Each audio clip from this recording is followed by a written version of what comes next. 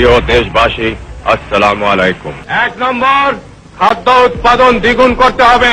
2 নম্বর, সমস্ত রাস্তার 2 ধারে ফলের গাছ লাগাতে হবে। 1 সপ্তাহের মধ্যে সামরিক শাসন তুলে নেওয়া হবে। দুর্নীতিমুক্ত, ন্যায় নীতি ভিত্তিক সমাজ ব্যবস্থা কায়েম করা। যে জাতি তাদের ভাগ্য উন্নয়নের জন্য নিজেরা নিজ হাতে চেষ্টা করে না, আল্লাহ তাআলা তাদেরকে সাহায্য করেন না। বাংলাদেশের জাতীয় জীবনে জিয়াউর রহমানের আবির্ভাব হয়েছিল হঠাৎ করেই 1971 সালে। তার কণ্ঠে বাংলাদেশের স্বাধীনতার ঘোষণা সে সময় দেশটির এক প্রান্ত থেকে অপর প্রান্তে মানুষের মনে সাহস জাগিয়েছিল, সৃষ্টি করেছিল প্রেরণা।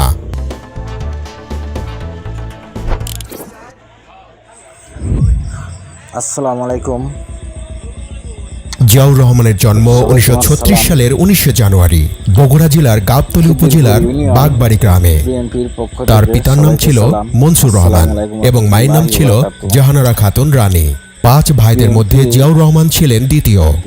তার বাবা কলকাতা শহরে এক সরকারি দপ্তরে রসায়নবিদ হিসেবে কর্মরত ছিলেন।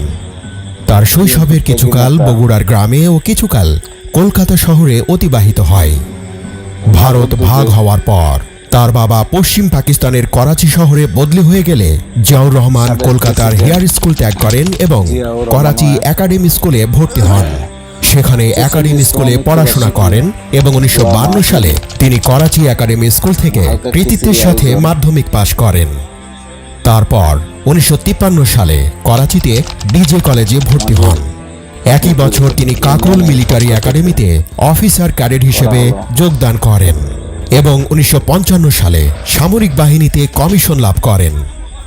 করাচিতে 2 বছর চাকরি করার পর 1957 সালে তিনি ইস্ট বেঙ্গল রেজিমেন্টে বদলি হয়ে পূর্ব পাকিস্তানে আসেন।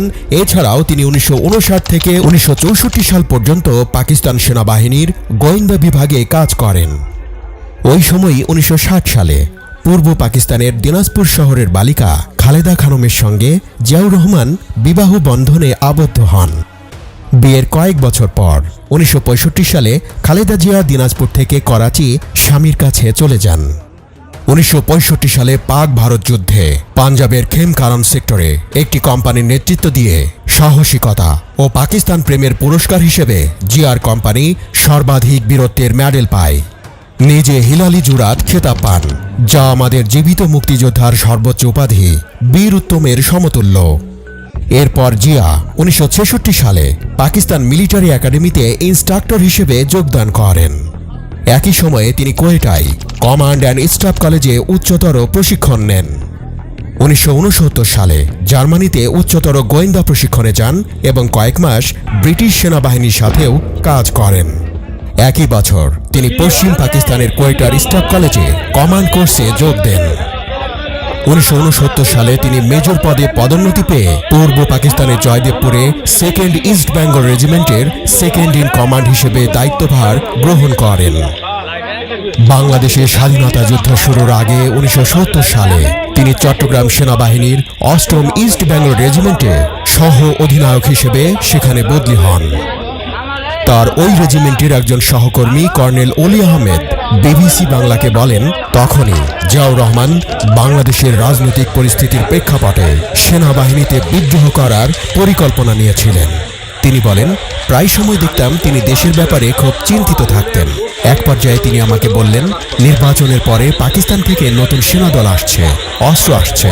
মনে হয় পশ্চিম পাকিস্তানের সেনাবাহিনীর সদস্যরা শেখ মুজিবুর রহমানকে প্রধানমন্ত্রী হিসেবে মেনে নেবে না বা বাঙালিদের হাতে ক্ষমতা হস্তান্তর করবে না। এতে আমাদের কি করণীয়? অলি আহমেদ বলেন, এর এক পর্যায়ে আমরা বিদ্রোহের পরিকল্পনা করলাম। আমি জিয়াউর রহমানের কাছে দৌড়ে গেলাম, ওনাকে বললাম আপনি তাড়াতাড়ি ব্যাটালিয়ন হেডকোয়ার্টারে ফিরে আসেন, এসে আজকে রাত্রে বিদ্রোহ করতে হবে। এটা আরো পাকাপোক্ত হয় যখন বঙ্গবন্ধু 7ই মার্চ ভাষণ দিলেন, এবারের সংগ্রাম স্বাধীনতা সংগ্রাম, এবারের সংগ্রাম মুক্তির সংগ্রাম। আমরা মনে করলাম এখন যদি আমরা বিদ্রোহ করি তাহলে সমগ্র দেশবাসীকে আমরা সাথে পাবো না। 1971 সালের 25শে মার্চ রাতে নিরস্ত্র মানুষের ওপর পাকিস্তানি বাহিনীর আক্রমণের ঘটনার পর 8ম ইস্ট বেঙ্গল রেজিমেন্টের সদস্যরা বিদ্রোহ করেন জিয়াউর রহমানের নেতৃত্বে, বলেছেন কর্নেল অলি আহমেদ। 25শে মার্চ রাতে যখন আমরা শুনলাম পাকিস্তান সেনাবাহিনী বর্বর ও নৃশংস হত্যাকাণ্ডের মাধ্যমে সমগ্র ঢাকাকে তাদের নিয়ন্ত্রণে নিয়ে এসেছে, চট্টগ্রাম থেকে একমাত্র তখন শহীদ রাষ্ট্রপতি জিয়াউর রহমানের নেতৃত্বে আমরা বিদ্রোহ করি। পরবর্তী পর্যায়ে 27 তারিখ আমরা সিদ্ধান্ত নিলাম জিয়া সাহেব দেশের স্বাধীনতা ঘোষণা করবেন।